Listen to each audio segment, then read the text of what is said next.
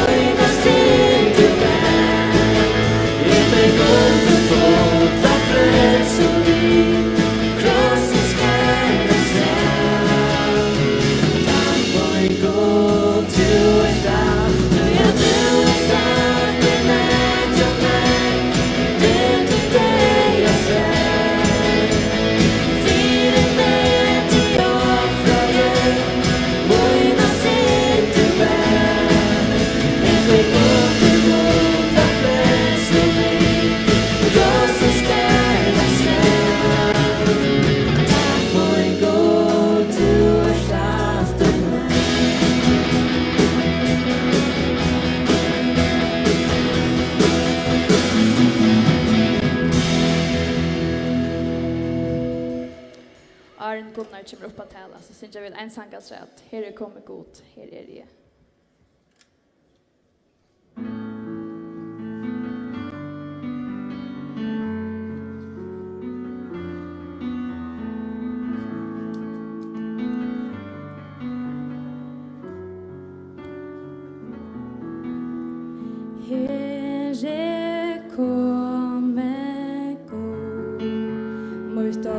Bära fram och allt möjligt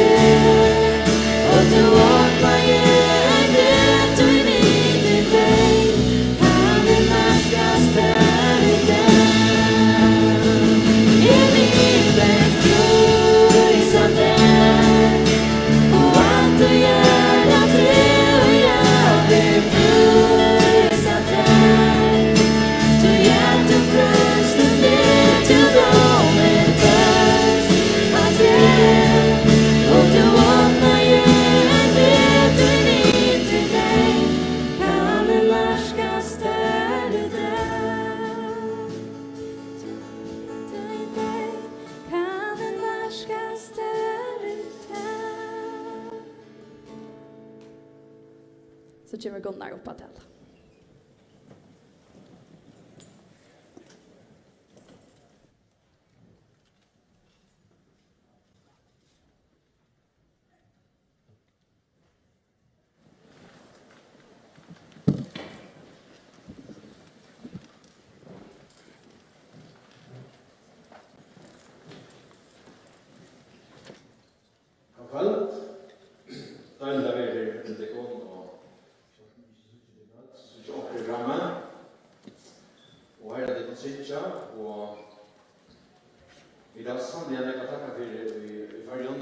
Som ungdom som tikkon at komma saman om årgods og at lovprisa Jesus, lovprisa gode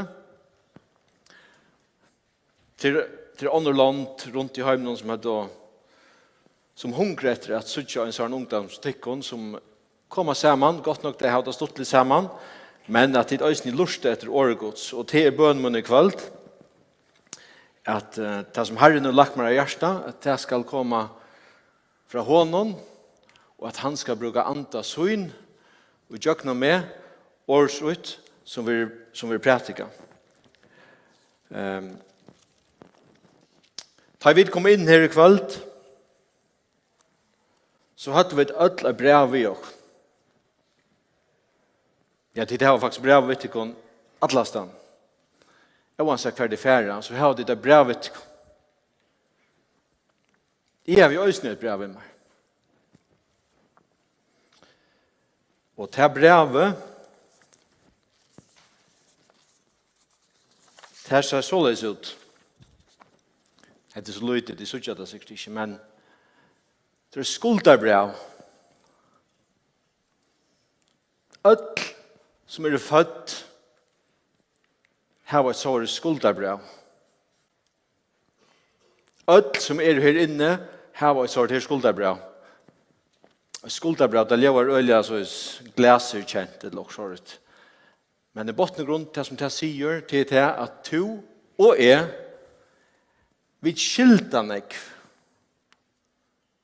Og det er så ikke her, nå har jeg bare skrevet sint, men det kan være alt mulig som stender på år. Det kan være ligg, det kan være stjæla, ja, tid vite. Alt det skøyva som vi gjør, det er det som er vi stand i skuld.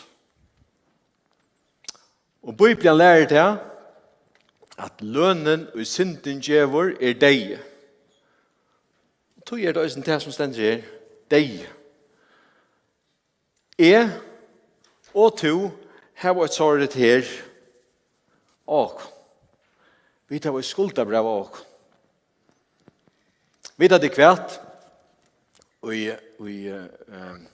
ta Jesus levde, ta var romberger og størst rujt, og romberger tar valgt av i vår større parst av heimen. Og akkurat som det er i det, så hadde romberger gjort en civilisasjon, et rattar samfunn kan man si, det har det døysen i skolen i det. Det vil si at det har døysen en domskipa. Har man gjort okkur gale, så kunne jo en stevna øynene. Og det ble jo ting gjort skøy under rombergerrykene. Og så ble det akkurat gjørst, hvis nå jeg har gjort akkurat i møter en person, og jeg vil melde av, så ble det akkurat, her er vi akkurat for at Gunnar Nilsen har stjålet 500 kroner fra Hæsson, og har brått i roten, og har lagt gæren, da han bredd inn. Alt vil lista nyret.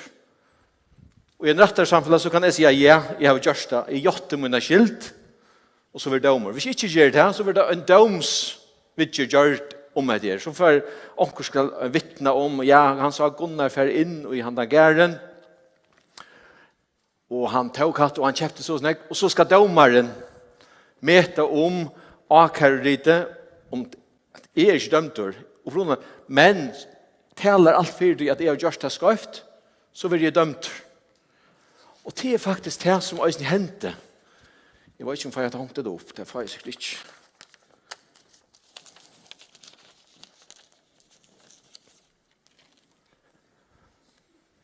Skuldarbrevet, romverger ikke noen, sier til at jeg Jeg har stålet 500 kroner, jeg har brått en rot, jeg har brått et hekn og alt mulig, jeg gjør det her, og dømt. Nå stender sint og alt det der, men så det vi skriver av her. Gunnar Nilsen dømt og være sikker og skilter hett og hett og hett og hett, og dømeren rett. Og jeg har vært lastet faster, kanskje så ekkert å være lastet faster for 500 kroner, men vi spiller til.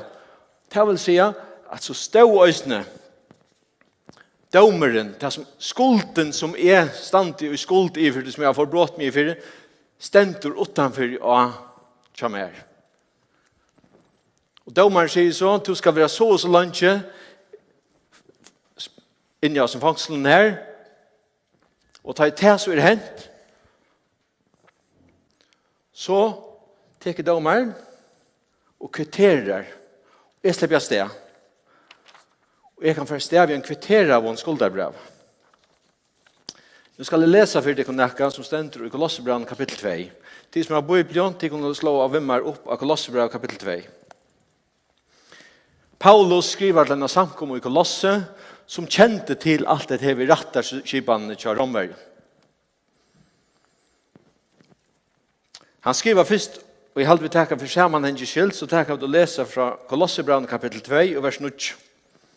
Her skriver Paulus såleis, og i hånden bor öll fytling goddomsins likamlig, han tar om Jesus, og tid fyllt i hånden som høtt allsvals og herradømes. Jesus Herren i samkommen i Kolosse.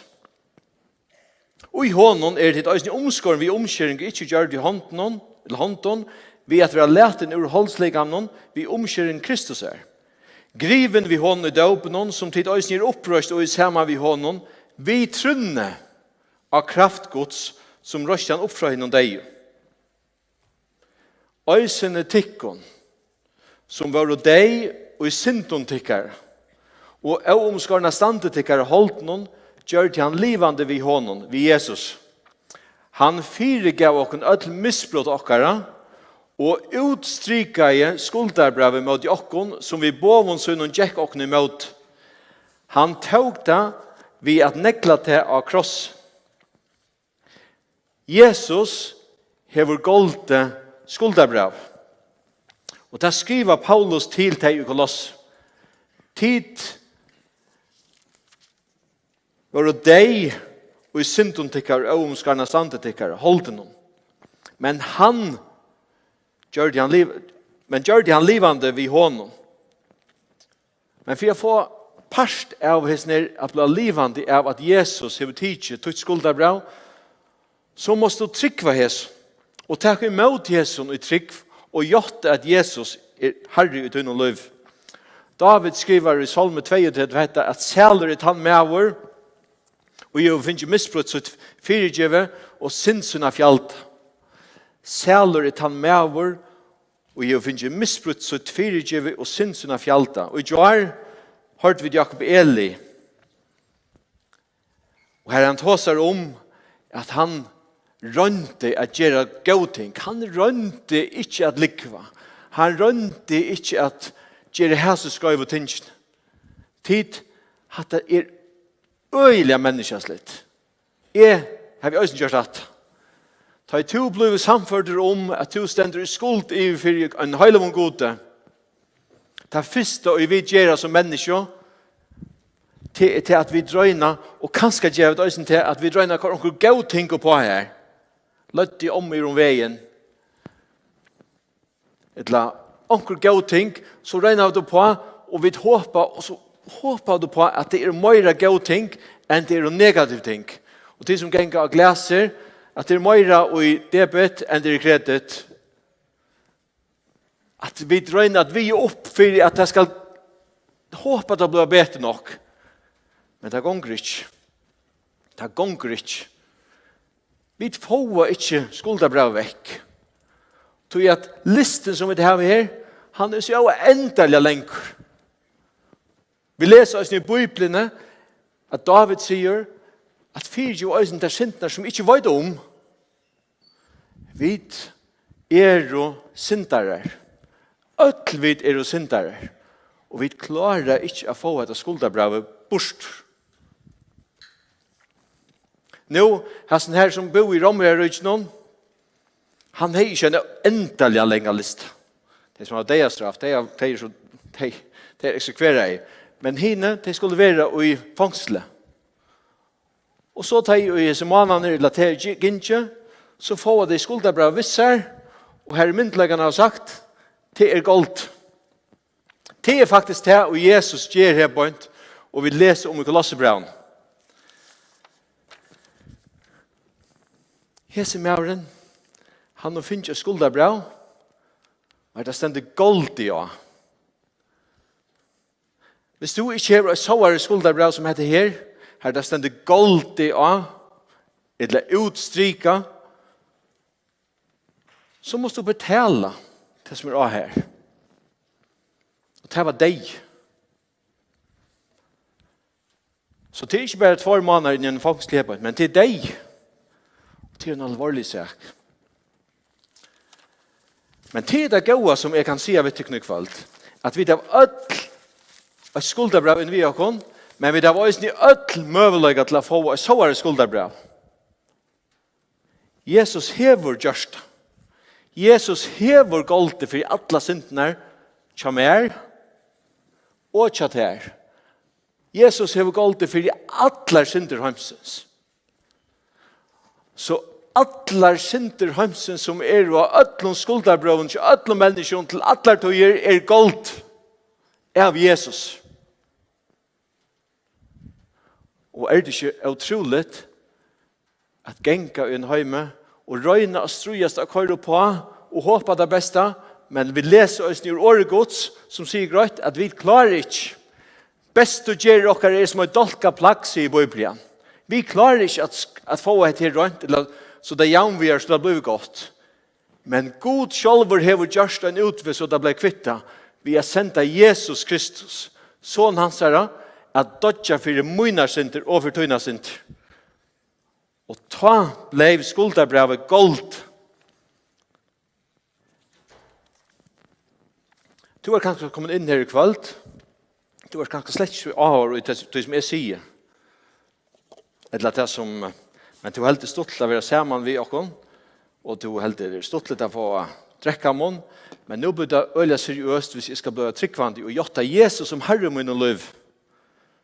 Så blir det et ointressant liv.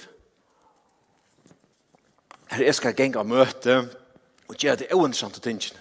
Tid hatt det ikke ointressant. Jeg skal vittne i munnen egna løyve.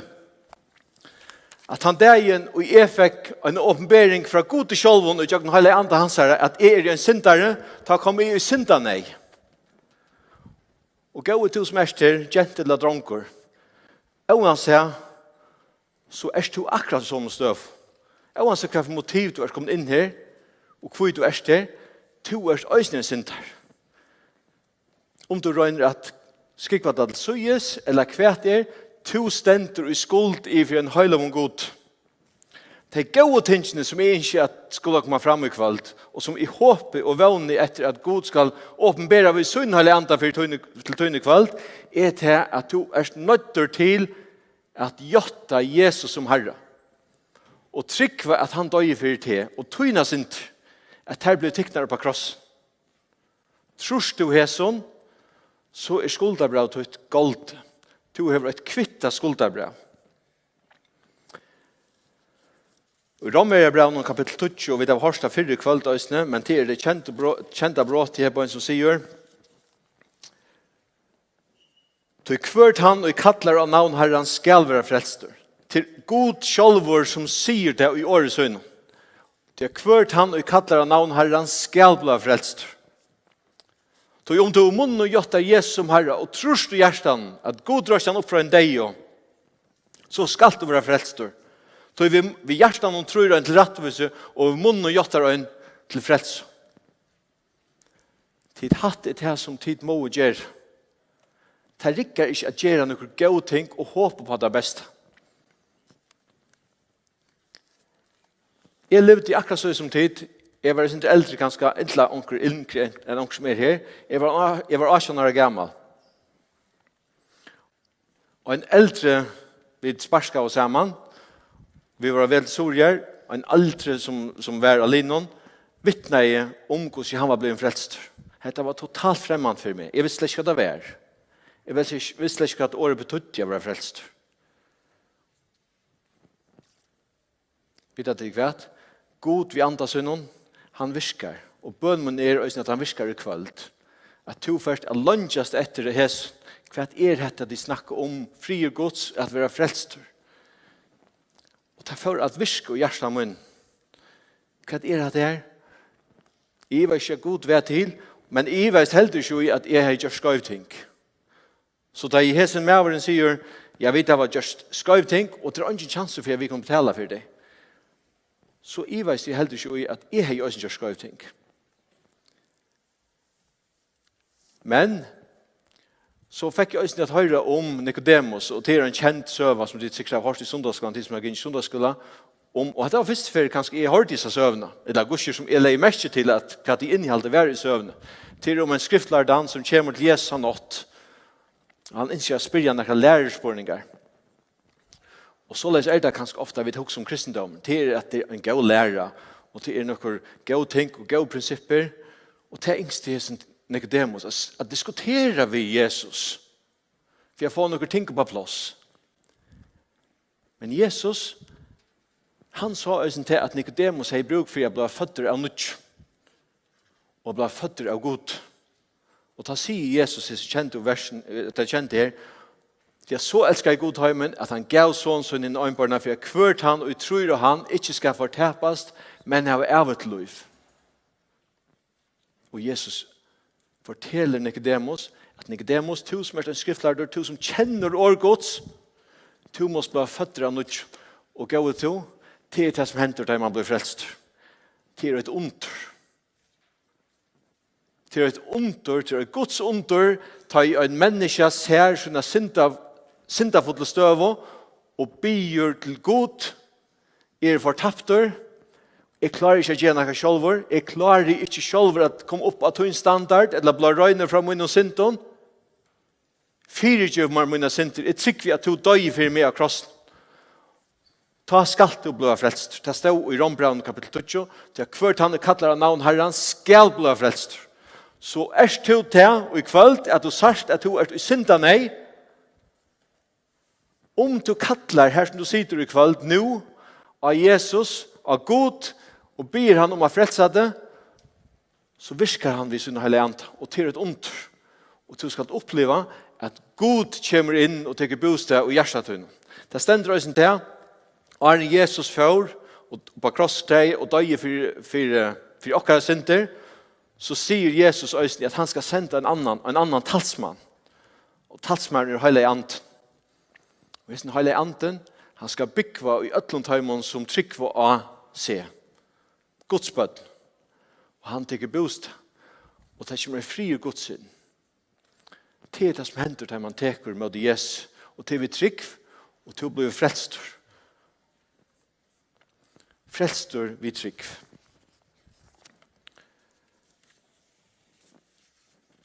Så velmen at vi ødel har en sårre skulderbrau da vi fer ut herfra. Og gå til, hvis du er til Iva, du kiler kanskje ikke, jeg skilte ikke alt på en av veien. Om bare smyrlet til kveld, jeg ble ikke frelster til kveld. Jeg skilte det ikke. Men det ble frelster ikke så lengt at noe til. Og du heldig kanskje, du kiler slett ikke alle hva du Gunnar snakker om, frelster og enterføtter og heilige anden, og du kiler ikke. Det er bønnerom som er her. Fer inn, og du kan prate med deg, etla vi med at han også, til området at du hukser med tingene, og har du bruk for hjelp, ut fra året gods, så er det folk som ikke har hjulpet der. Ut fra året gods, til året gods som sier gods vi blir frelst, og til året gods som frelser sammen vi hele andan. Til området, til det mest området som er i kveld, og i tøyne løyve, ever. Han avgjøren at takk og imot Jesus er det mest området i avgjøren som er i livet nekrant. Ønsken avgjør av glaser til arbeids nekrant er så området som han avgjør. Så kan du si, ok, det gjør jo om 1 måned, 2 måneder, 5 år. Ja, kanskje. Men vi vet ikke. Årgått sier, til nå til frelsedag, så takk imot henne i det. Og i det, ut fra året gods, kan jeg lova deg om fire at tid får et ombrøtt og et nytt liv tid. Et liv i innehalt. Et liv som heimeren ikke kan bjøa. Heimeren ikke at hava stuttleika ut som nå, men til forderv. Hikker rundan om dekken, og til suttja viner til forderv som ganger fyrir seg, det heldt at det stuttleika seg. Bibelen tåsar ikke om hatt. Bibelen tåsar om en fri som kommer fra god til sjálv. Han ofriren som det her vil ikke løyve til å gjøre sint. Heimeren kan ikke stilla det. Heimeren stilla det ikke. Det er god sjálvor som stilla det. Og det gjør han ved å ta bostad til hva gjørst. Og til å få et brøtt løyv. God er mentor å gjøre det om frigods.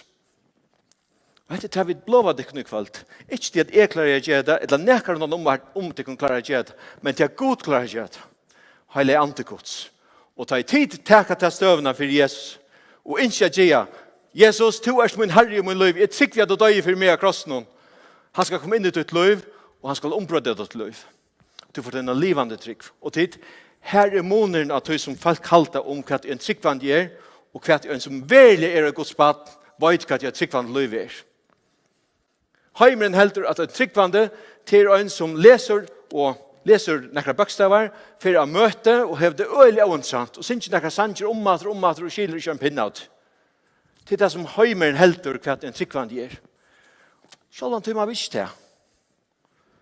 Og tid er ikke til at være en tryggvand. Vi innskjer sjålan til å komme sammen om årgods, til at årgods er det som er røyne åpenberingsgods, og jeg kan hele andan få vidt føy. Og det tror vi kommer til å møte. Men hvis vi skulle orsaka mot uttrykk, men hvis vi skulle være tryggvande sånt, og ha sånt alle tøyne, og det er det som livet jeg går ut på, at vi kommer å møte, og så sier vi ganske, Jakob Eli er en fantastisk tale du gjør. Jeg må også tenke meg for, det det som livet går ut på, at vi skulle meta om hva som er godt, og ja, det var nekva hoks om jeg talen her på en. Og det var interessant. Han dotte jo øyelig vel hatt, han dotte jo øyelig vel hit. Titt.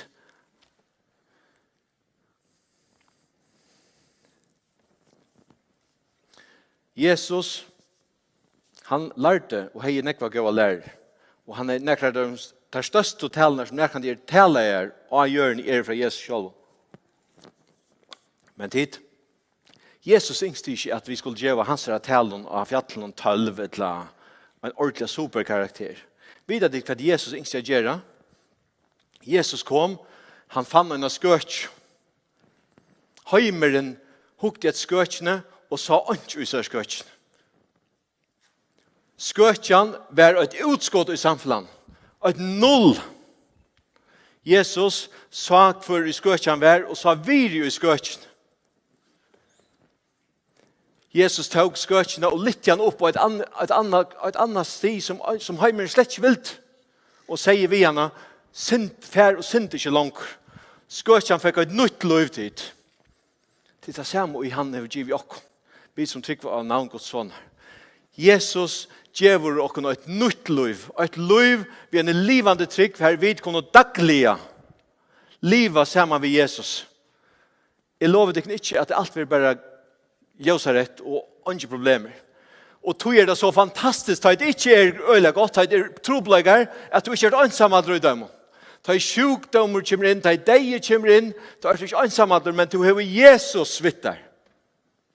Vi sunker av 4 møtene under kvöld, han var helt fast, og ut i sannsjen og stentor, han utstryker i skulderbrevet, akkurat det som jeg snakker om Arsen.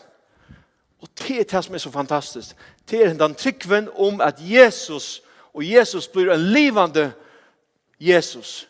Ikke en Jesus som er en intellektuell og så trus om han og livet ikke og hva han lærte og hett og hatt. Men han blir livand. Største prekv om at god er til og i munn og livet er at han er brøtt med.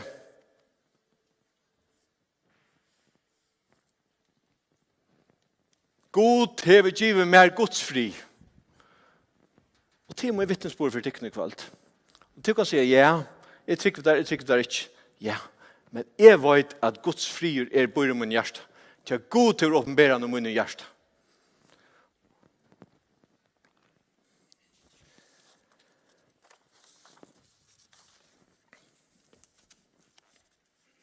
Så at være et baden Guds største forrat i løvnen, og største avbjørning i løvnen, at lydjast Jesus i mer og mer. Det er det som i Bibelen tåsar til et Guds bøten om at i heilaver og tid skulle være heil. Det er det som kallar heilagjering. Og det er løyve sammen med Jesus. Her har falt. Det er at vi skulle lydjast honom mer og mer. Og det er en stor avbjørning. Jeg leser nå for noen viker siden. Les dette. Everything you say and everything you do has to prove what you believe. Everything you say and everything you do has to prove what you believe. Hva er det dette kom fra? En andakt, språk, en bibelkommentar. Hatt det var slett ikke en sorg. Hatt det var en, hvis vi sier, en sekulære bok. En faglitteratur som sier at det er. Men da jeg leste, det var så størst at og jeg som setningen her, så kom jeg til å huske om Jakobs brev. Jakob skriver et brev, her han skriver om hva tryggven, den verlige livande tryggven er. Den verlige livande tryggven er. Vi skal lese noen favers og Jakobsbrand kapittel 2. Nå tar jeg til tikkene, tid som heva finnes skuldabrevet gold, tid som tryggv av Jesus Kristus, tid som heva finnes Jesus inne til hver liv, tid som har gjort av Jesus som Herre, og tryggv av hjertan av godrøsten opp for en deg. Er til tikkene tar seg om til nå.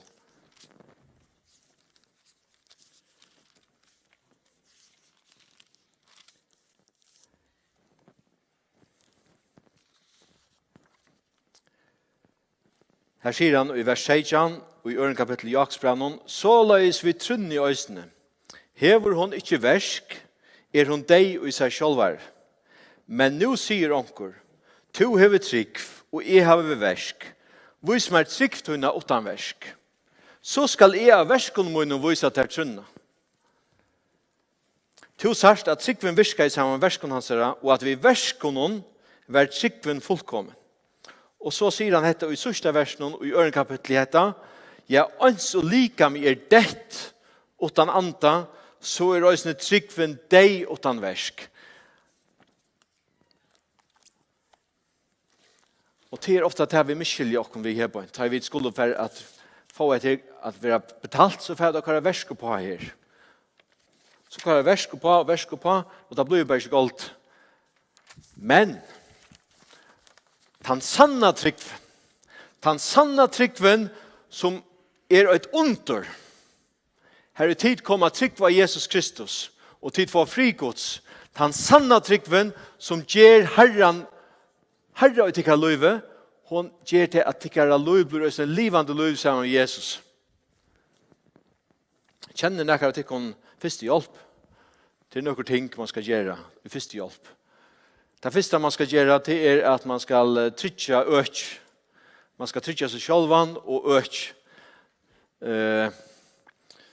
Hvis det er også en vei som man passer på at det ikke blir mer ferslå opp. Eller onkel kvar river oss, men vi gjør første hjelp. Nummer 2 til at meta om den skatt.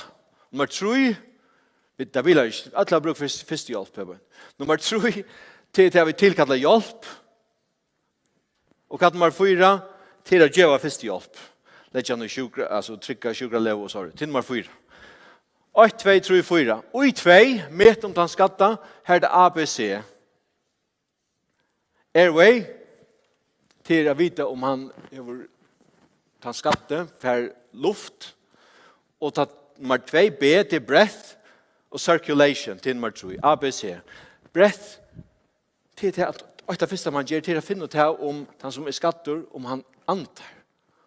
Hikker man etter brinkene, om det er for opp til nye, og det er helt galt, så får man helt nær for å finne ut om det kommer noe ur munnen, om han antar. Hvis du ikke føler antar rått, så er det på at nå er helt kritisk der.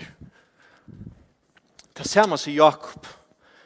Om verset, ikke sast og løyven tja og tryggvande, så det ikke en livande tryggvand. En trygg som av en livande god av Jesus hever verskvisser.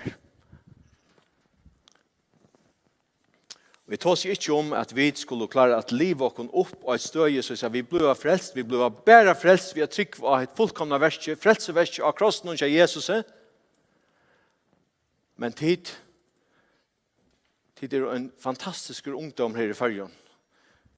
Her nek folk inn i kvöld, og bønnen at tid skulle alle være frelst. Men det viktig tid, at tid livet tykker liv sammen med Jesus. Jeg klarer ikke livet tykker liv sammen med Jesus. Mamma tykker klarer ikke, omma tykker klarer ikke. Det tid som må livet tykker liv sammen med Jesus. Det tid som sett og tykker av plass av Jesus. Tid, en med kom til trygg, og han vittnar for mer av Sorjafjør. To som tror stedbønt, til to som hever tuttplass og god virkar i jøgnen til. Jeg vet ikke hva for atlan god hever, men god hever atlan for en ønstakan av det, hva sentrøsten i Bibelen. Men det viktig at det er han som herre og tykker løyve, og det lust etter Jesus.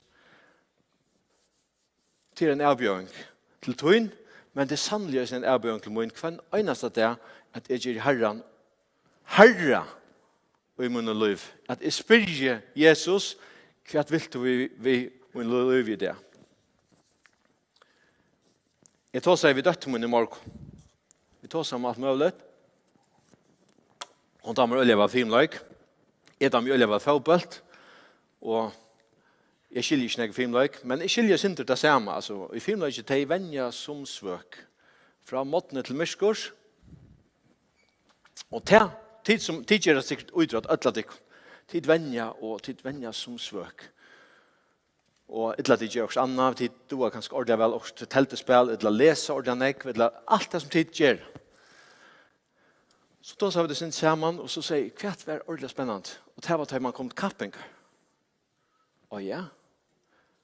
Og jeg kjenner det også fra meg selv, da man skal dist, tar man tid det verlige, tid talige som det stender, og fettler, det som man har gjort. Og man er vant, og man er spenter, men man er også sin bench. Det er et spenningsmoment, ja. Og da sier døtteren, videre det kvært, så les det også, vi har andre liv. Også det kan til, genka til venjing, nu sier jeg fotball til filmløk, vi venja, og vi venja pura svakt, vi venja, onka kapping. Hæ? Ja, vi venja. Nei, vi klarer ikke ut her, det er sånn spennende, jeg tror ikke ordentlig. Tid, at jeg kan, jeg husker meg selv, det er så løst at kanskje i en andelig liv. Vi genga møte,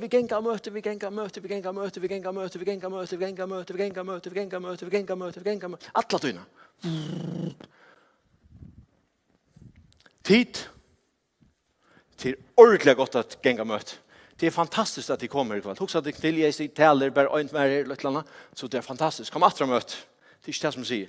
Men tid, Jesus hever kattla okkur til å liva ut i daglige. Til ta okkara kappinger, vi fer ut, vi fer av skola, vi fer til arbeids, vi er sammen vi okkara vinon, og til ta vi slipper å bruke muskler.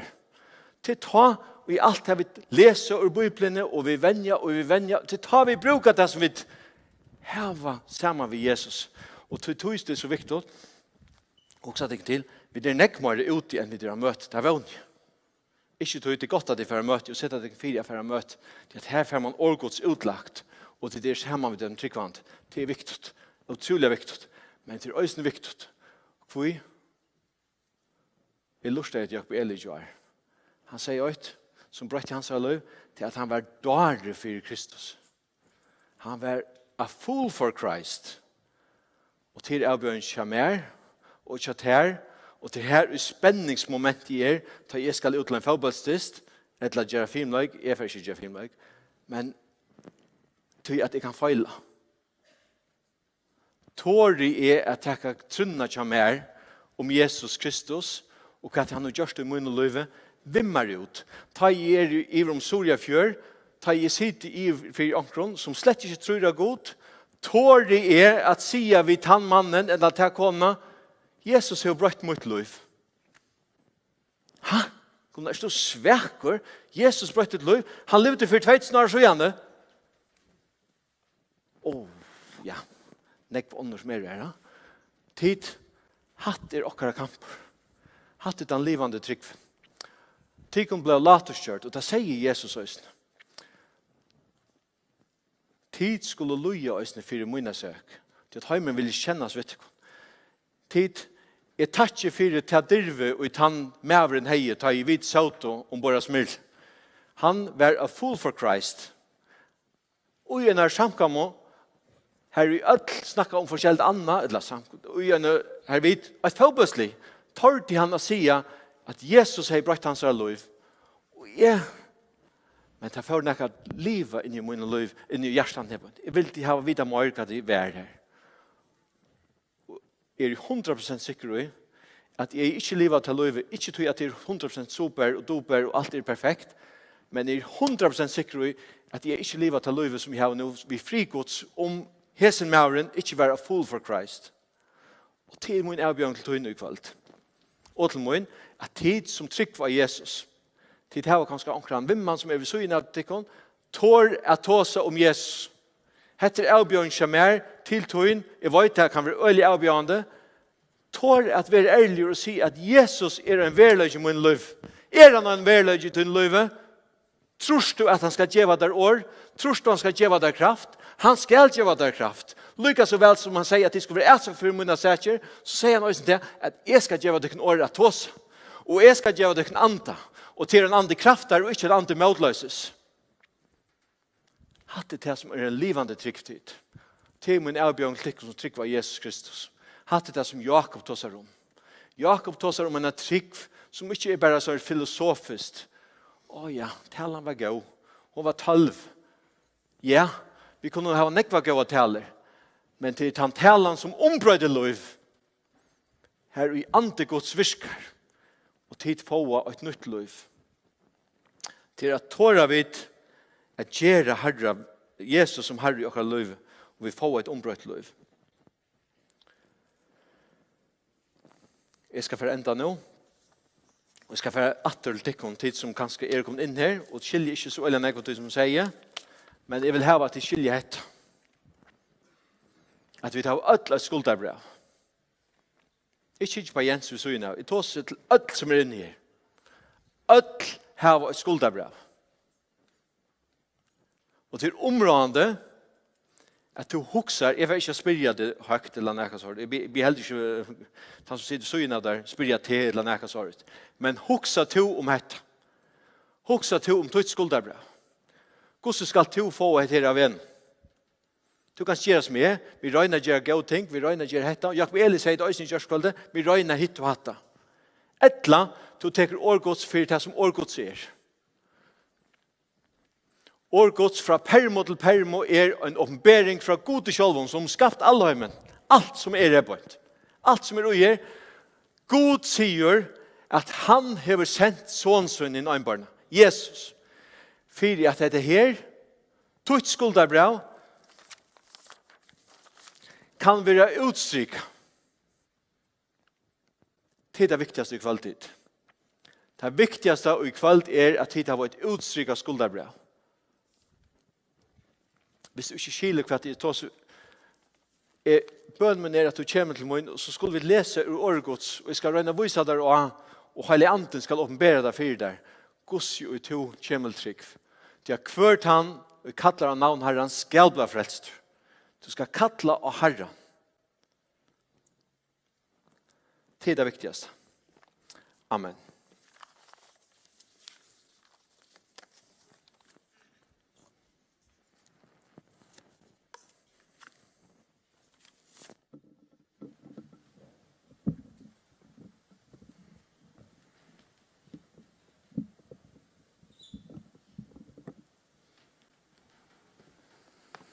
Ja, takk for det, Gunnar.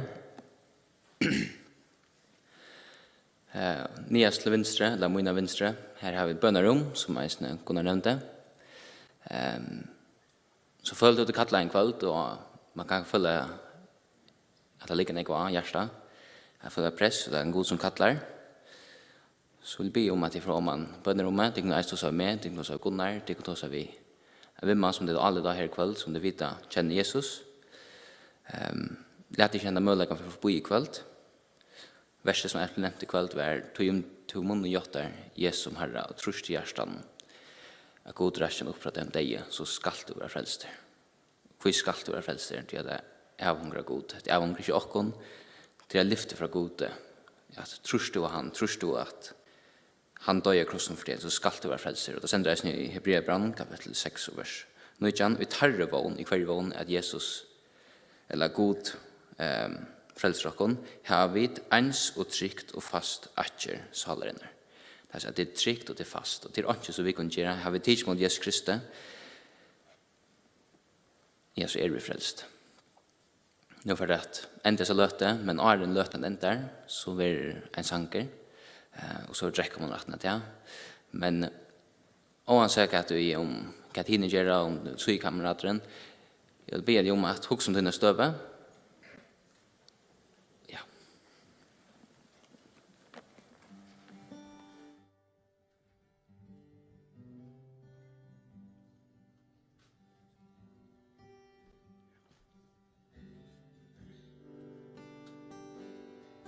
Tack och skapna hjärta. Skapa i mig ett hjärta rätt och i det. En drömnödjan till sal och sin alla. God skapa i mig ett hjärta rätt. En drömnödjan till sal och sin alla.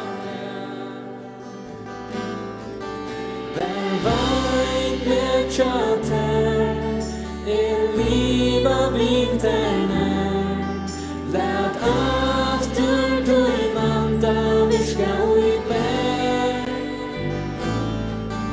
god kjell till mig fräls och glädjena och bort och vi tack om och i sak ska frysa till. God skapa i mig ett hjärta rätt och i det.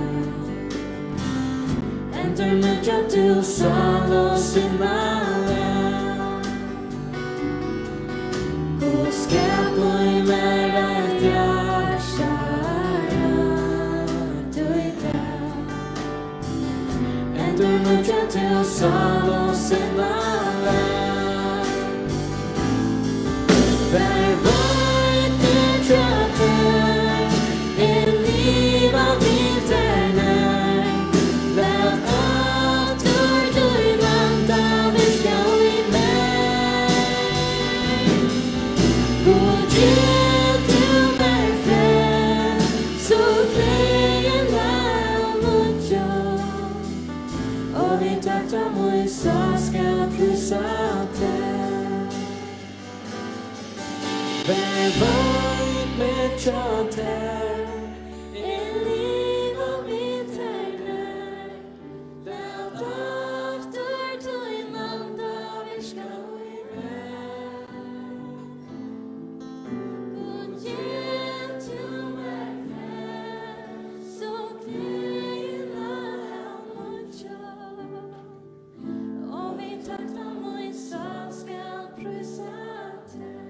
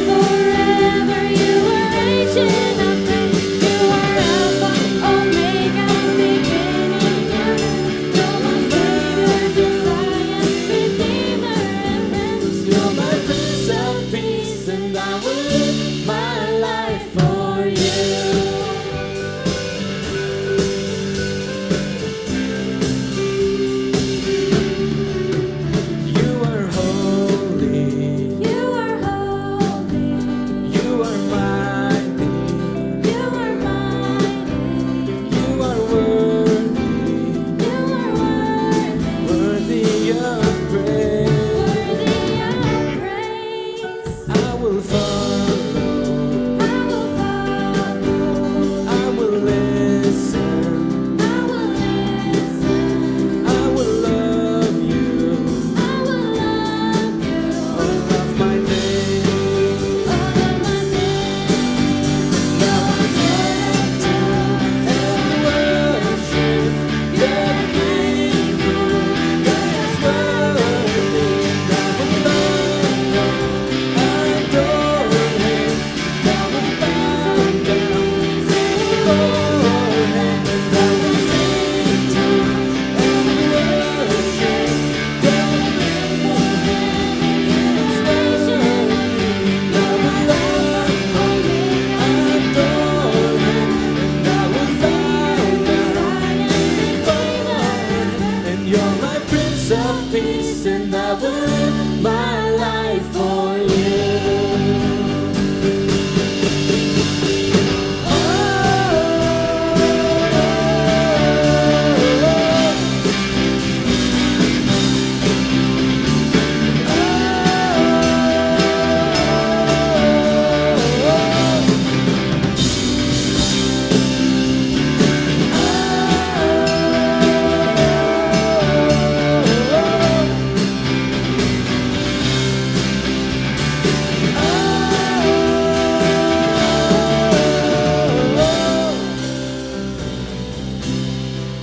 And I will sing to and worship the King who is worthy, and I will love and adore him. I will bow down before him. I will sing to and worship the King who is worthy, and I will love and adore him. I will bow down before him. You're my Prince of Peace, and I will live my life for you.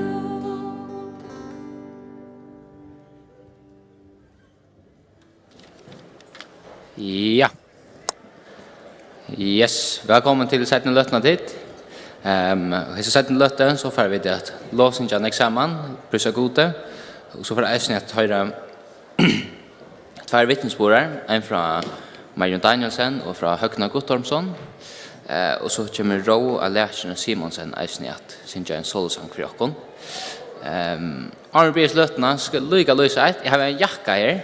Det var så jar så bjør jeg Miriam og David Krett i nattene opp i hus. Og her var hjertet etter. Det er en sånn skyer konefalkehjerte, bildhjerte.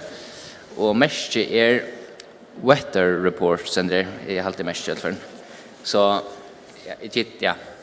Så han ligger framme og sånn greier han. Ja. Så lett ligger løttene i her sender. Gå god, takk for det. Jeg vet at du kunne komme. Sammen til navn gå god, takk for at vi kunne prysa til her. Takk for at du står dørst, at du nå har fått gå god, og be om at nå har sett en løte. At de skulle ha bedt år frem gå god, og be til oss hønge, at de må komme fra her, og de må tale til et år gå god, og det skal nemme akkurat gjørst gå god. Vi bare synes om at nå lås hønge gå god, at vi må velge tilby og prysa til for tant og ørst, og vi må sammen tilby til gå god. Takk for at for Vestra Kolkata, og vi ber om at det er omkrinner som ikke kjenner det, og som ikke vet om de veldig frelst, eller om de ikke frelst og god. At de i kveld må suttja, takke støve til, og få fotla trøvis om det at de høyre at her til gå god, og at de har tid mot her gå god. Det ber om i Jesu navn. Amen. Arren Marion kommer av Vitsborn, så får jeg synge sammen.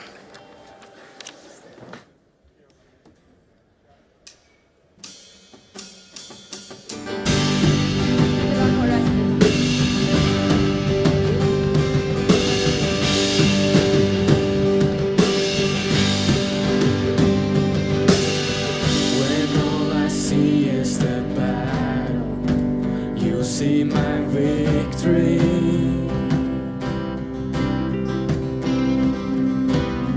When all I see is the see a man.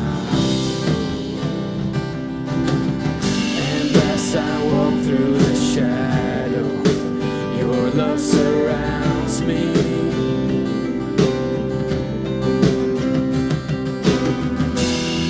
There's nothing to fear now, for I am safe.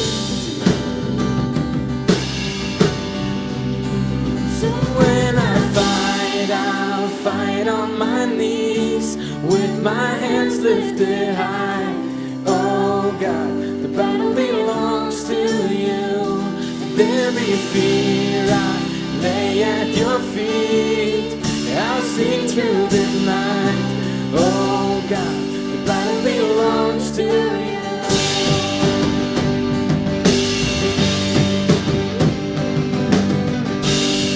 And if you are for me, who can be against me?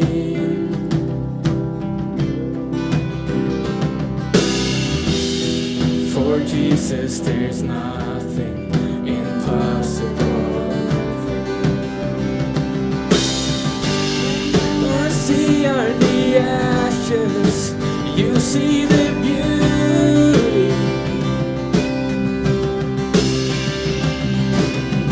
When all I see is a cross, God, you see the empty tomb. So when I fight, I'll fight on my knees, with my hands lifted high. Oh God, the battle belongs to you. Every fear I lay at your feet. I sing to the night. Oh God, the battle belongs to you. Almighty fortress, you go before us. Nothing can stand against the power of our God. You shine in the shadows, you win every battle. Nothing can stand against the power of our God.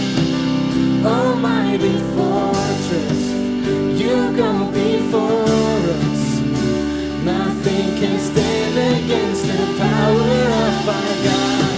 You shine in the shadow, you win every battle. Nothing can stand against the power of our God. So when I fight, I'll fight on my knees, with my hands lifted high. Oh God, the battle belongs to you.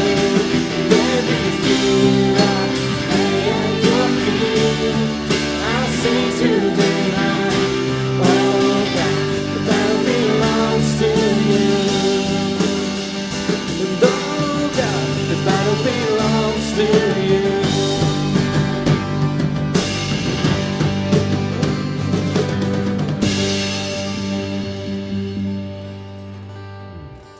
Ja, Arn Marion kommer upp så för att synka två år som är god i en heilaje.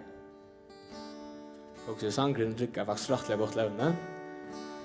Nyleie, som du söker upp faktiskt. Sen där lärde jag oss samman göra här och stora. Och det är akkurat det där. Sangren då som faktiskt. Början där.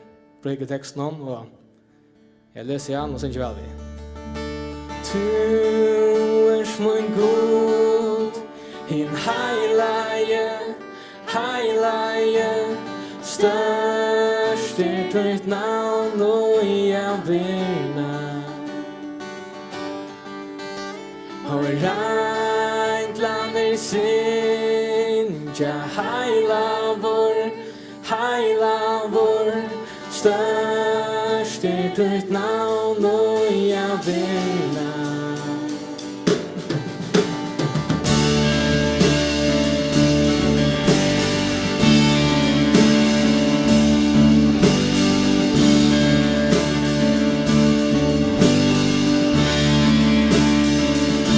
Du är min god, din heilaje, störst är ditt namn och jag vinner.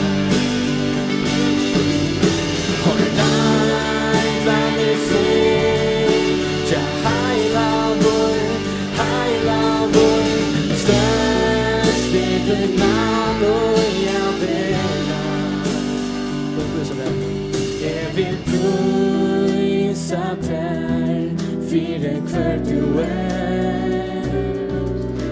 og alt det du gjerst fyrir meg. Mun hjertan slå som mun kærleikje, du alt tja meg, du alt tja meg.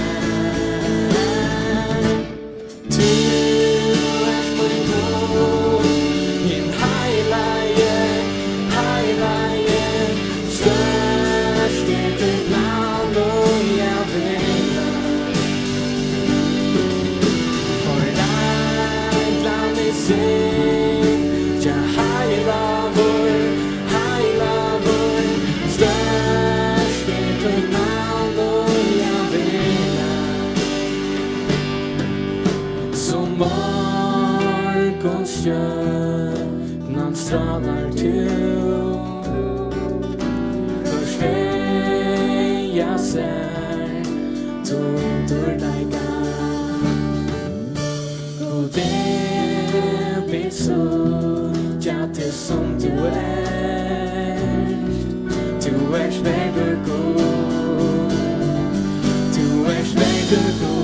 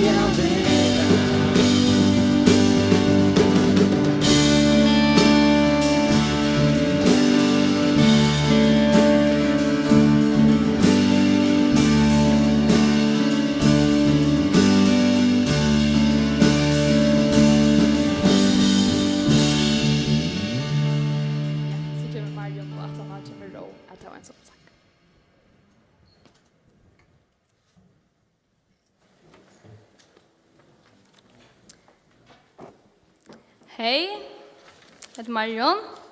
Och ja, så läs. Ja. Ta jag säger ja till vittnesbörd så också säger jag spänna vi kvida för att svärka är men jag ställer på att god vill till kost. Tog att det vi om att han brukar med att är bara hans här ska man säga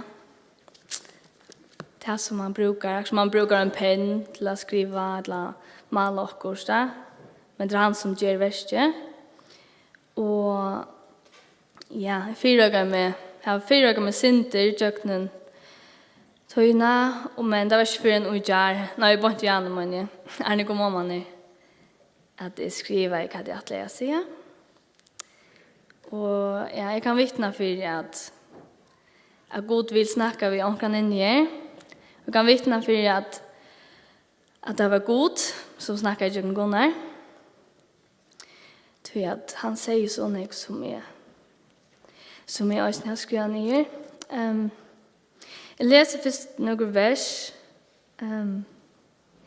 En orska nevna öll, men hvis du vilja få det så spyr jag med etterna. Men ja.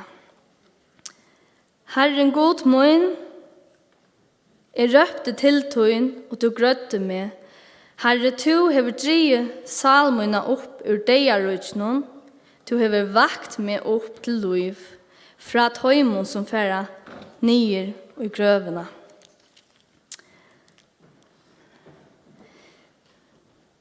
Tui tu hever fruja salmuna fra deianon, ja føtemuna fra fatle, så jeg kan genga for asjon gods og jøse torra som liva. Jeg skal prysa der Herre god mun av ödlun hjärsta munnen, tui i atlar æver skal jeg æra navntut. Tui stor nagetuin iver mer, tu hever fruja salmuna ur djupe deiarudjensins.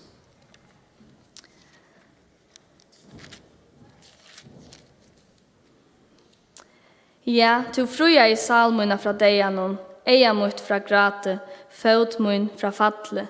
Jeg skal genga for asjon herrans i landet torra som liva. Så alle hans versene handler om at jeg var deg. Jeg kan vittna for dere at jeg var øyne for deg, men Jesus har givet meg liv. Og ja, hvis du ikke selv vil oppleve det, så er det ganske ringt å skilja, men Jesus livet. Vi kunne løyde etter i alle ærestene. Det har vi prøvet, men vi finner det ikke. Vi blir omgått i mekta. Vi blir vi at løyde etter hva gjør mening, hva finner vi glede. Og det som gjør meg glede til at det er bare Jesus selv, til at jeg kan leve sammen med honom nå. Og det er bare på grunn av honom, som Gunnar har tås om. Og det er det beste som er livet for nå, det er at jeg kan leve sammen med gode. Men er det vært deg, men Jesus han tids meg opp ur grøvene. Han frelste meg fra deianon, og Jesus evig, og det er bare i honom vi kunne finne evig glede. Og alt som jeg har skrivet ned her, som,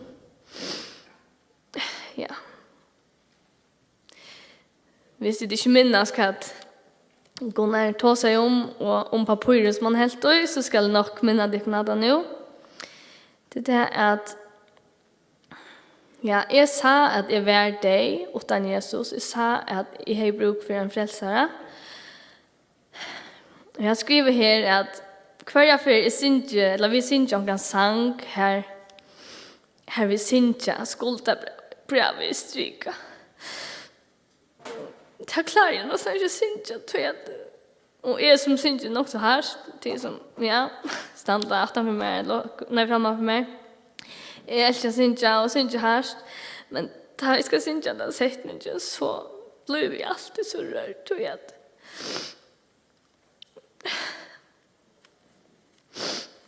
Tror jeg vet hvordan en stor kjenter jeg var. Og en ære, men at det her er en som elsker meg sånn. Han ville stryka etter skuldabrev. Han ville at jeg skulle ha samband med han. Og som han sier, ikke bare til å gjenge møte, men du kan stakle heva Jesus i livet nå. Han er hørt sånn, han er hørt alt som ligger av hjertet han kommer. Jeg kan ta seg ved han, ta heva det godt, og jeg kan ta seg ved han, ta livet føles som det er så ringt.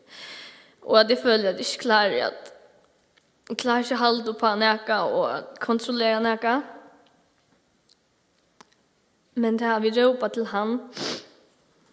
Han har åkere bønner, det har i Bibelen også fått av. Han har bønner til åkken som ei mot åkken for honom. Og han er ved meg. Og nå er det Jesus som bor i meg, og i tikkene som øy han også. Og jo mer jeg feier av Jesus, jo mer jeg kommer sucha hur han älskar och för personer han är. Så mycket, alltså jag får inte glädje i att ta som är höje stora glädje i fyr. Alltså ta mycket bara mer och mer och mer. Och mer och mer så är bara att jag har bruk för det här Jesus ännu mer i det. Jag må hålla mig till den ännu mer i det. En gång det gör det gör. Ja. Så jag bara spyrja till hon som är här. Om du vill ha Jesus och ta alltså ha han som person, alltså du vill ha han ut till liv välja, eller vill du bara ha det som är runt om Jesus? Vill du bara ha det goda fällskapen som är här och lusten går till eller är du tror jag till lunches med Jesus och att faktiskt vara samma med honom som Jesus bor i. Tror jag att samman så blir glädjen jocken. Ja, orsaka. Nästan det jo. Ja. Och vi har tagit väldigt här Jesus som Herre munlöve. Så har vi just en sak hos går han här och hur ska jag läsa lika att vers i Hebreerbrevet 4, 15-16. Tog vi tar vi inte hövudspräst som inte kan ha samkänsla vid vojklag om åkare, men en som är först av i ödlom av samma hatt som vi tog utan synd. Lät jag om tog vi dirve stöja framför huset i nägnar, så vi kunde få miskunn och finna nöje till hjälp och rättare tog. Och ja, ta jag strust, vi strust ödla, men ta jag strust och vet med till han. Så här är ju bara fältans av kärleka och ja, med ett annat läsa. Jag har inte blivit rösk, men nu så har vi faktiskt tagit med samman och görsta och till att det är så stor sikning i hava biblarna och jag vill malla ödlom till och lägga mycket kurset din stöva är att läsa biblarna till att orgods är livande och har kraft. Det har det torsdagen kväll och det passar. Det kan jag nu vittna. Ja. Jag ska köra men ja. Jag vill att du minna att hugga som årene.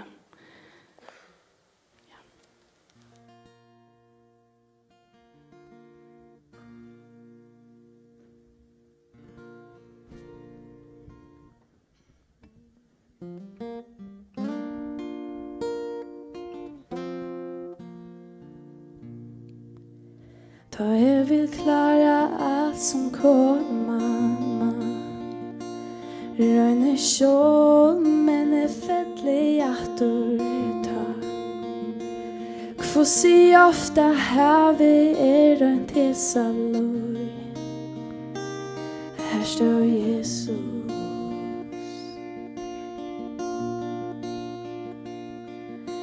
Ta alt det bygde ny og ræpa igjen. Hadli møyner, viner, flutja og framer.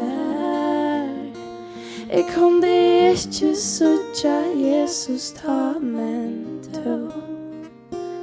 Her står Jesus.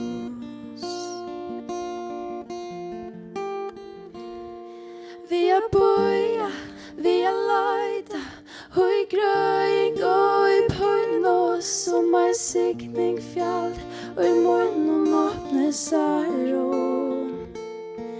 For en løta, for en gøta, her er vær og her er færre, kjalt om meg, og ikke sa, og ikke følte. Her står Jesus.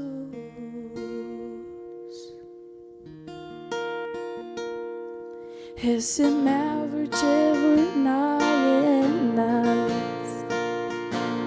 Fyre djeving bur bär, han djevur mær.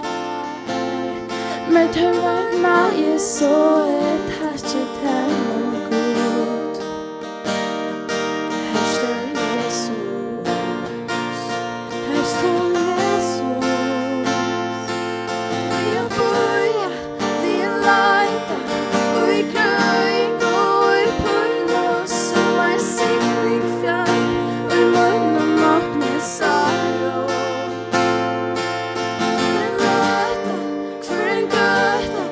är värld och här är färre kött och med att jag sa och att jag följde. Här står Jesus av fjället eller dalen. Här står Jesus och i myskon skugga gøtum. Här står Jesus och hjälp i jädla flow. Han som är värd och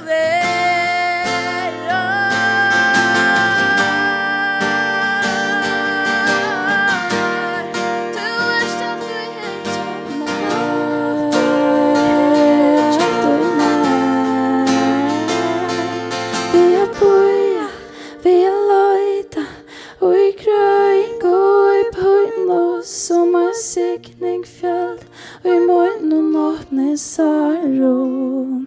Och för en lött, för en gott. Här är värld och här är färre kött och med att jag sa och att jag följde. Här står Jesus. Här står Jesus.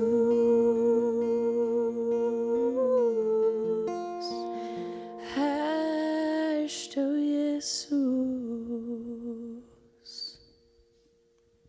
Tack för det.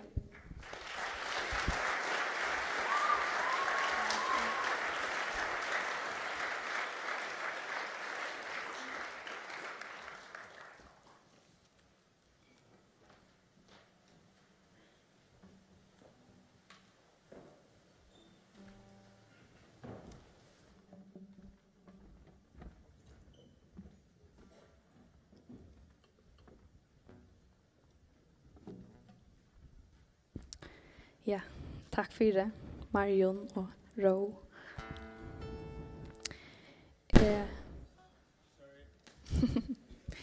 Jag vill säga att som Jan Ferro säger till mötet för ikväll var att nu är vi sådana som är här och jag kan inte veta hur du har det, men till en som vet. Eller jag vet om en som vet. Och det är god. God till att skapa te, han älskar te, han vill ha te. Och jag husker bønnerum i en åpe. Og jeg skjønte så fitt folk klarer å ta imot dere, og man kan fære vi ødler, man kan fære vi og som har strøys vi, og man husker ikke om et eller bare å prate av jankeren. Det er så godt, og det er alltid oppbyggende. Vi får synge tversanger og æren. Vi får få vittnesbord fra høyene. Velkommen å reise til dere.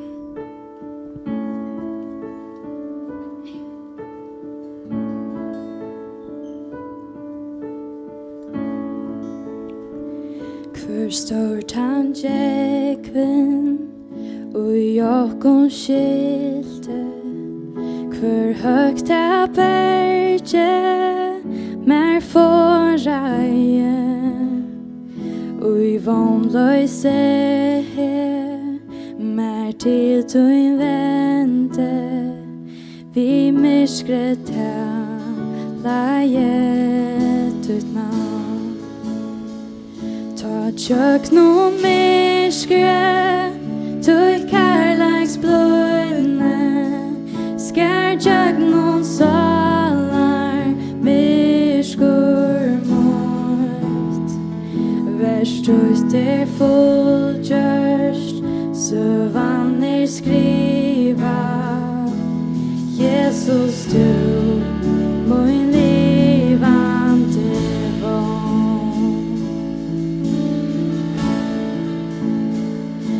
Skilja kan ei Nasluika miskunn Marskleisa nøye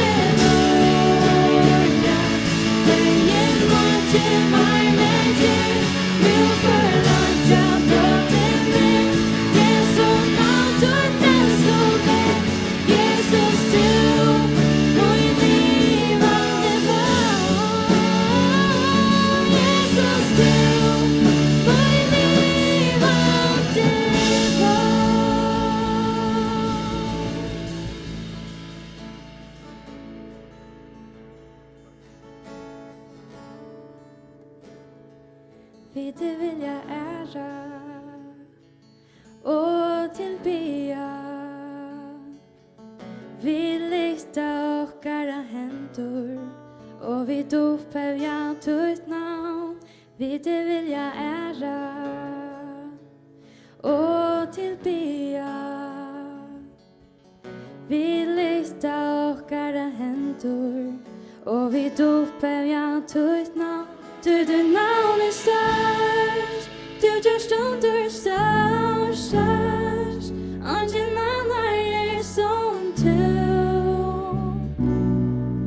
Ingen annan är som du. Du namn är störst, du gör stunder störst. Ingen annan är som du. Ingen annan är som du. Vi det vilja ära och tillbea. Vi lyfta okkara händer och vi dopar ditt namn. Vi det vilja ära och tillbea. Vi lyfta okkara händer och vi dopar ditt namn. Du namn är störst, du gör stunder störst. Ingen annan är som du. Ingen annan är som du. Du namn är störst, du gör stunder störst. Ingen annan är som du. Ingen annan är som du. Du namn är störst, du gör stunder störst. Ingen annan är som du. Ingen annan är som du. Du namn är störst, du gör stunder störst. Ingen annan är som du. Ingen annan är som du. Så kommer högt ner att ha vittnesbörd.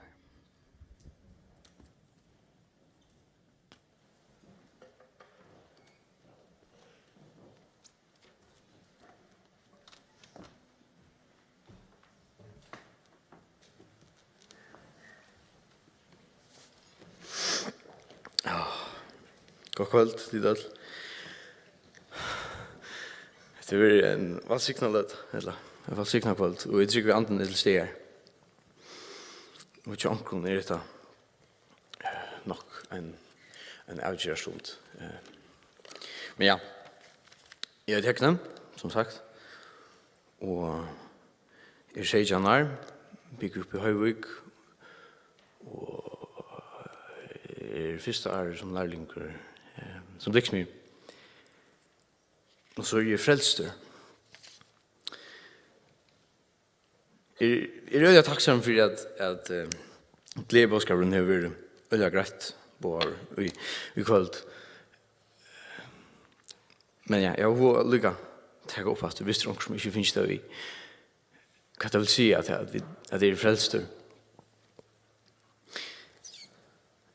Det som er en synder, og jeg var en fortapter, men nu er bjergar. Så det er at vi vet at det er en god tid. Det ber ikke til å forklare som noen om det. Det gjør ikke mening at alt kommer omkom. Det er logist omøyligt. Alt skapene er ikke prekvar, at det er en god tid. Og vi sutja eisen at hesen god, han har skapt hette skapene er ikke vi loven, eller vi reglum, til dømes naturloven her. Altså alt er skruva saman vi reglum, ting som skulle være, eller ting som ikke skulle være. Og naturen, hun må fylgjes loven for at den merska fungerer. Skulle det skapta så vis? At du, vet ikke, nu er vi der hjørne her, en av hvis ting der med å ta, og vi slipper jo også nye, så dette da. Det er nægge lover som naturen fylgjer, og god det skapta så. till att det är gott. Han har skapat det perfekt. Och så är det som jag kommer människan att vi är rum. Han har skapat och kom vi alltså han ger ju en lov heter det skulle fylla. Jag skapat så det är det så och det var gott. Och det är ganska särskilt område för oss människor. Tror jag att Gud det ständer att Gud har skapat oss sin bilat. Vi är bärare av Guds myndigheter att göra. Vi på att Gud skapar människan. Vi har finns en apel från Gud att här kan skapa människan. Och han gör väl om vi vill göra det hans lån eller inte. Men sannolikt han har vi då allt brott till låna. Och vi har ju skapat när vi kom ner i en gröv långt bort från Gud. Det som Gud alla det har vi brott och nu stannar vi i skuld. Det är skuldabra som vi vill ta så. Det ständer upp den ja att öll hava synda sender Rombraunen kapitel 3:30. Och det sender resten att lönnen synden giver om dagen. Och det här vidare vid resten. Om du tror att Gud eller inte, vi vet att vi öll färra ända härifrån. Och att det är sån heimren, han får gång. Det här vita öll. Att vi färra ända härifrån. Och gör när de får bränna upp. Alltså allt vi har en gånger vi syr det. Och till en avlägg av akkurat synd vi tar brott. Vi tar brott Guds skapanverk. Men här är det Gud han har visst kärlek sin till akkurat. Vi han dör i fyra kon mer än vad syndar. Gud som är att döma kon. Alltså Gud som är domaren. Vi som är brottsmän. Gud dör i fyra kon. Domaren dör för brottsmannen. Och han säger, det heter det som är glädjebåskaren, att Gud dör för oss, så som vi tar upp på vårt dom.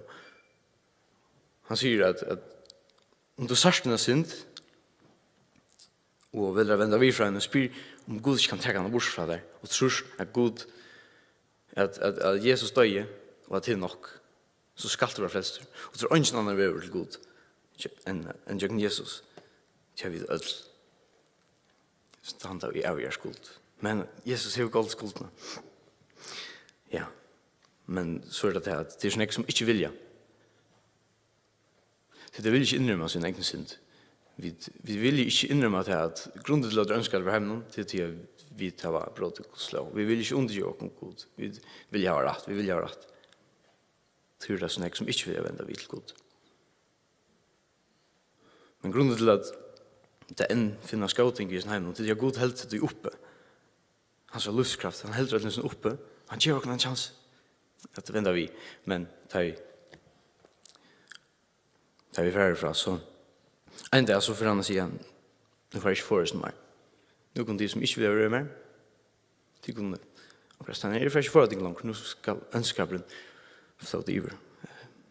Till det som vi vanliga kallar helvete. I sin domen hette han ringast domen god kan att komma ur oss. Att han ger oss upp i våra egna händer. Så jag är för att det önskar långt. Så gör det så ommättligt det är viktigt att vi väljer han.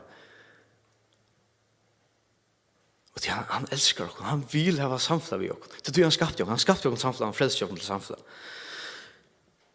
Ja. Det är inte bättre än att fyljas i honom. Och han kallar oss nästan till att söka hans rike.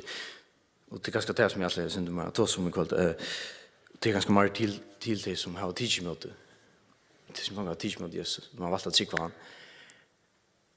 Här säger han, jag ska läsa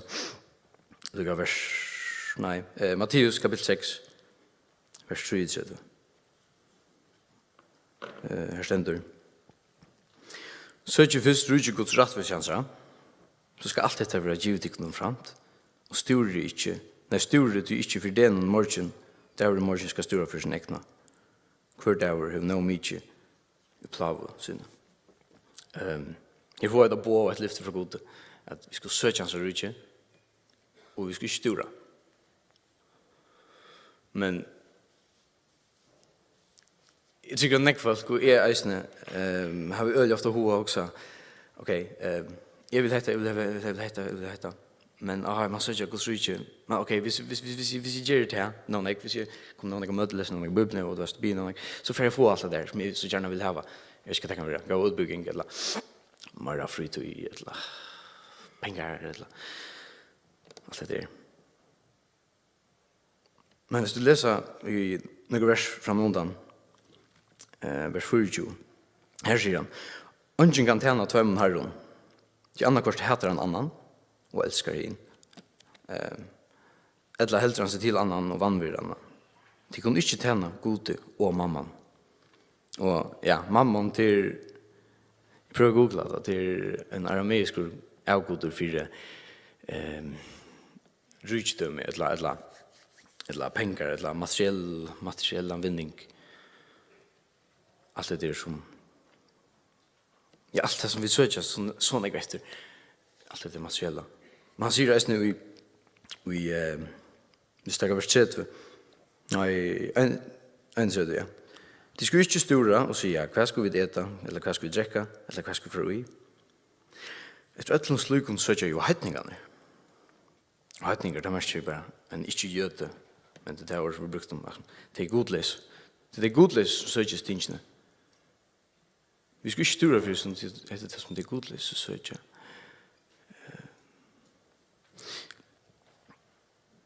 Men han säger vi vers 50 du sier til kun, stor ikke for løvtikkere hva de skulle ete, eller hva de skulle drekke, jeg heldur for likamtikkere, hva de skulle få i.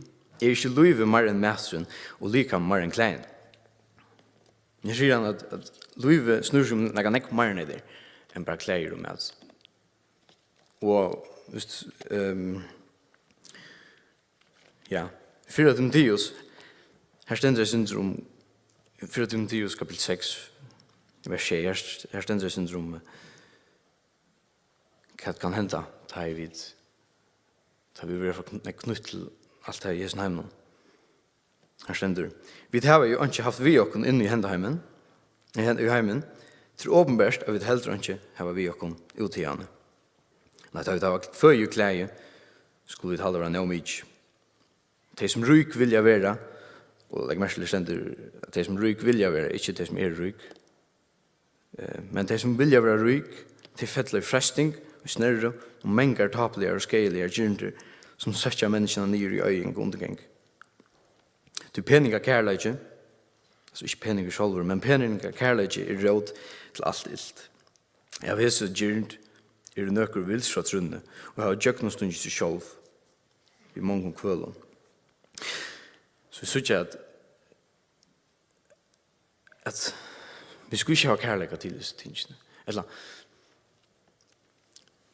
det er jo, vi har ikke, finner vi oss inn i heimen, vi får ikke få oss videre. Kan ikke det så legge oss kærleika til det?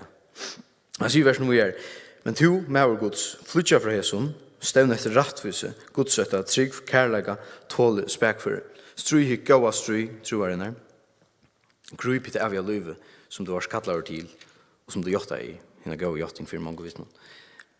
Og hatta akkurat det som stender oss nu, eller hatta, vi skulle stevne etter rattvise, fri, spek, eller sånn der, til det som han står om Mattias 6. Han sier i vers 9, «Samtidig ikke skatter i hjørne, her møler rustreta, og kjøvarbrødet inn og stjæla. Nei, samtidig skatter i himle, her kvarske møler, eller rustreta, og kjøvar, ikke brødet inn og stjæla.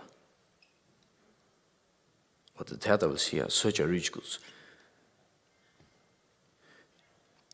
Det er søkja rydgods. Ta samtidig til dere skatter i himle. Her ikke kan tenke det bort fra oss. Paulus står reisende om i Filippe 3. Her. Filippe 3, vers 6. Det som värmer vinninger, og man legger mest til å minnes det, Paulus han i øljanek jøreska, altså øljanek jøreska rykdom. Han i til det viring for han en uppbygging som vi nok vidt det samsvarer vi en 2 eller 3 PhD. Øljehøgt virtur. Han sier, men det som värma vinningar har för Kristus skuld råkna för tap. Ja, sannligen, råkna allt för tap. I måte det som är så många var värst. Att känna Kristus, Jesus. Herre min, för kvar skuld jag mista allt. Och jag råkna för skatt. För att jag kan vinna Kristus. Och vi har funnit i honom. Ikke vi rattvis mine, henne som har loven her, men vi rattvisne som vi trygg av Kristus. Rattvisne fra gode som grundat trygg. Så vi skal komma att känna han och kraft uppreisner hans. Og samfunnet løynger hans, vi tar at jeg vil gjøre til hon lykker i det hans, og vi tar om det nått til oppreisner fra den dag. Det tror vi ikke skulle stora, tror jeg at vi som har sett akkurat aldrig av Kristus, vi har vunnet Kristus. Det er ikke vi i sin heimene som kan møte oss vid det. Så vi stora, så stora vi for det som har i sin heimene til, så för jag klarar jag hör att få något intryck till att få mat av bord kvant eller för jag får akkurat av utbyggingen vill till ha eller för jag när de finna när som kan gissas vi eller också. Men vi har vunnit Kristus. Så alltid ich haft några säga. Alltså söker rike Guds. Söker fist rike Guds. Att vi vill jag säga hur så störst rike Guds är. Så att vi ger allt för jag sökte. Men vi klarar ikke skilja hur størst det er. Og då skal vi gjøre nekv mer enn vi klarar skilja. Altså, Rydgjegods, God vil ha samfunnet vi okkur. Og han har en oppgave til okkur mye av det jeg gjør. Men han sier annars i Matteus 6, lukka til at God han er færre okkara, og han er gau i okkur. Han leder oss ikke færre i jøkken og nøyot strøy. Som strøy kan være gakken for oss. Men han leder oss ikke pynnes og nøyot.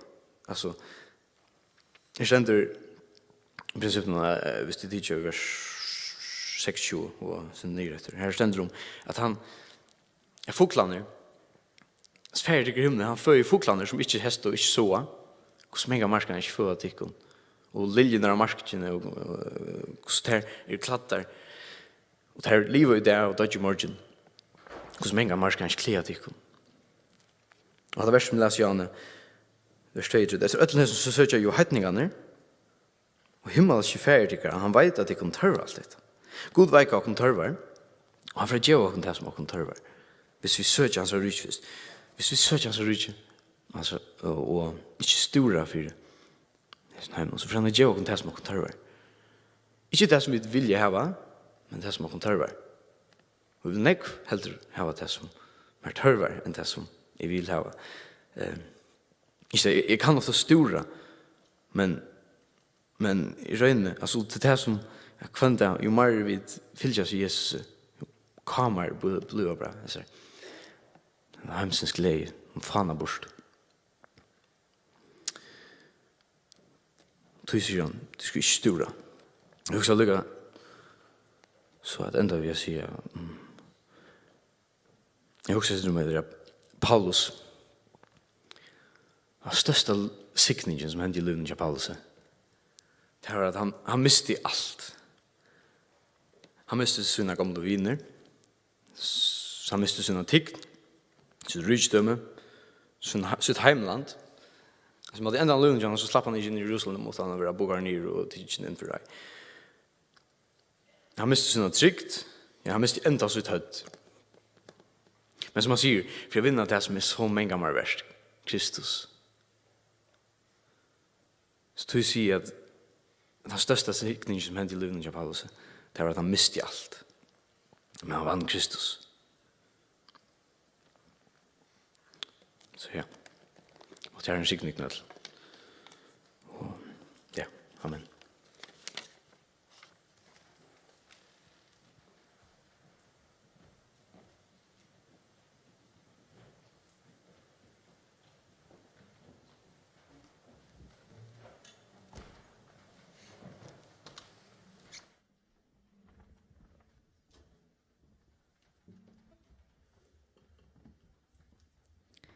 Takk for det, Høgna.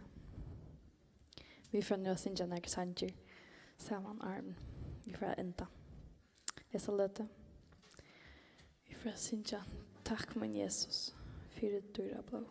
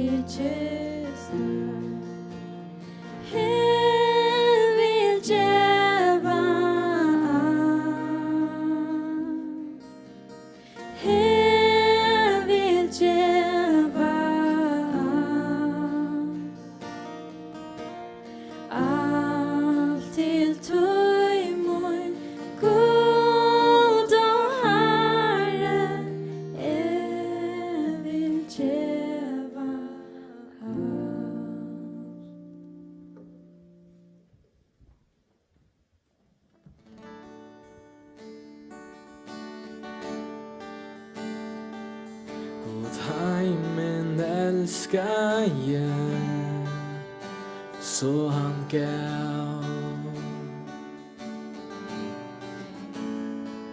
God heimen elskaje, så han gav. Så i naina sån Verduft Guds land som lät loj. Verduft Guds land som lät loj. Han reser ner ur grön, han i sig. Han sitter nu och i dörr. Kom går och jävlarna. God heimen älskar jag, så han gav.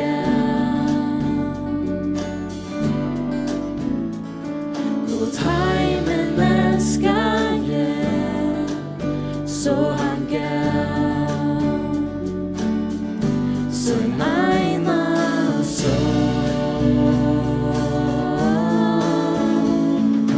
verduft Guds land som lät loj. Verduft Guds land som lät loj. Han reser ner ur grön, han i sig. Han sitter nu och i dörr. Kom går och jävlar.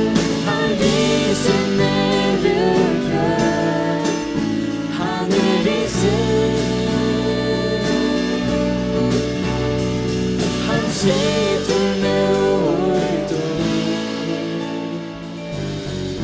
Kom går och jävlar. God heimen älskar jag, så han gav. Så i naina sån och bröden i kärleke Herrens. Hans nåde omgant dig bort falla kan. Hon nöjd kvanna en morgon, nöjd kvanna en morgon. Stor din trofäste och god. Stor din trofäste.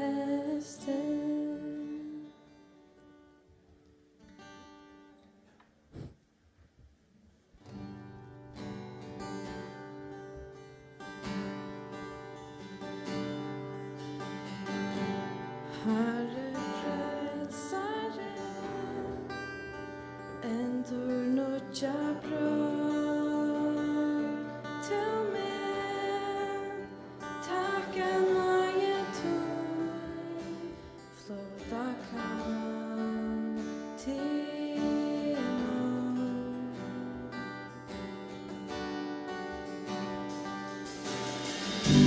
God du där är fan, krafterna som bröjda kan. Väg mot hjärta men till nöje med bär.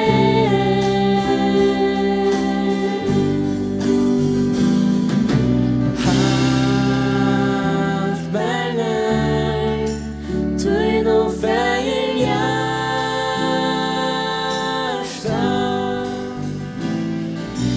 Lär tjater, tryggur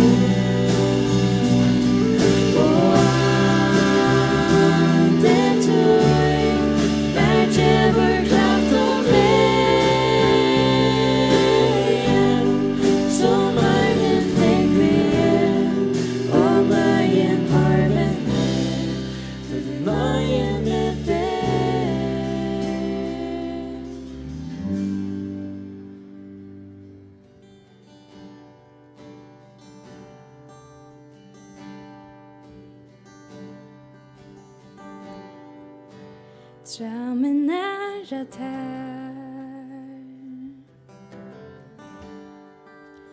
Ver du halt och nær. Mot løyve djeve bærs til tøy. Du vilt vera vinur møy. Men lunches efter tær. Ver du nær tja mer. Du jöngen täka kan du stäv. Du flövar och mer djävuloj. Hjälp mig att du vill. Lej mig hem till tog.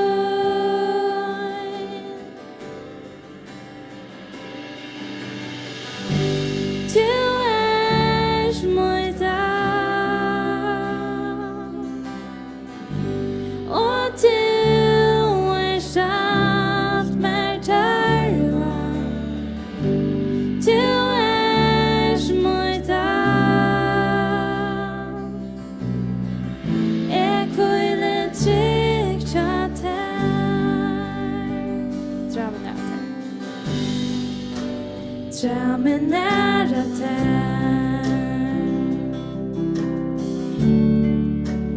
Ber du allt och när. Mot löjve djäve bärs till tøy. Tøy du vill vera vinur. Men lunches efter tär. Du nær tja mer. Du jöngen täka kan du stäv. Du flövar och med djävuloj. Hjälp mig att du vill. Lej mig hem till tog.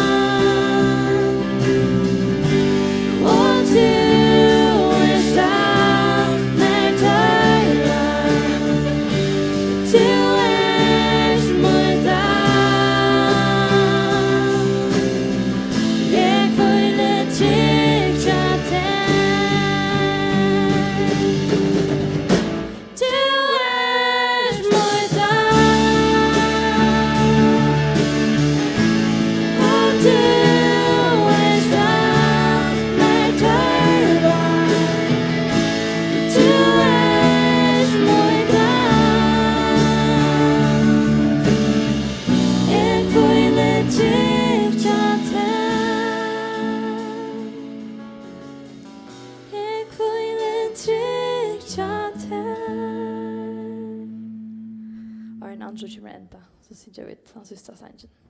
Jesus halt mig vid din kross. Här är en kälta flöj.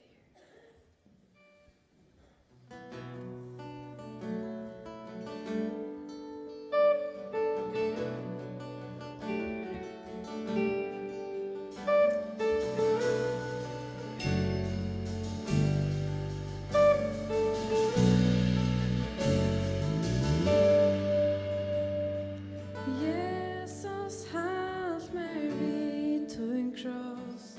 Är en kälta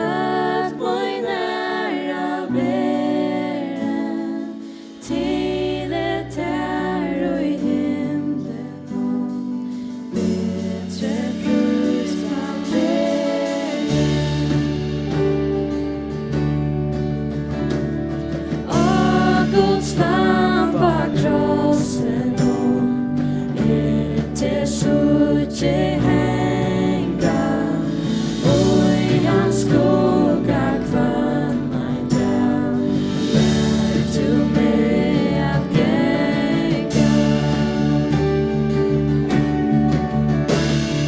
krossuren at moi næra være til et her og i himmelen bedre brus fram bedre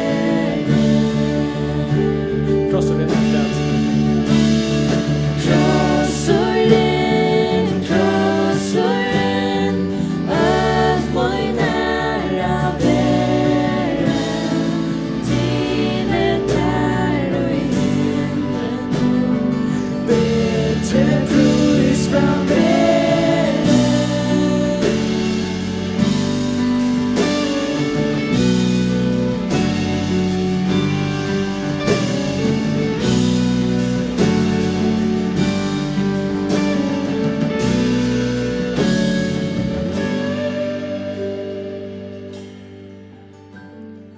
Närja krossen hon nu lunchas vill och boja Brått i skoin och kämmer du Kött är stunder luja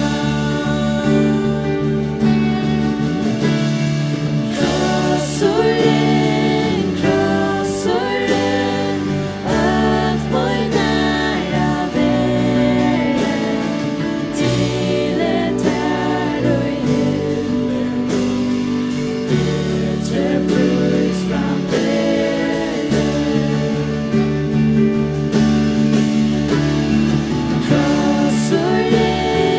krossuren att moi nära være till ett här och i himmelen bedre brus fram bedre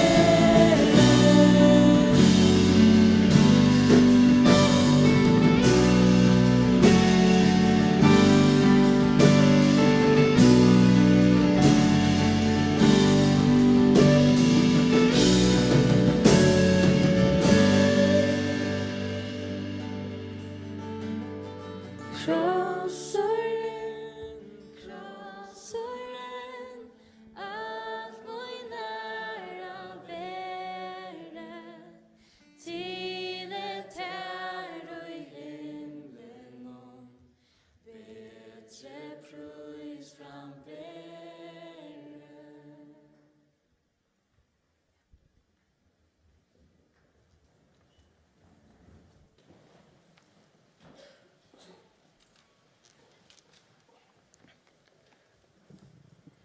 Ja, hej dit. Nu så hetta möte kommer jag ända och så vi är ordentligt gott att alla som kom fram och hörst det kommer grejt fram i evangeliet.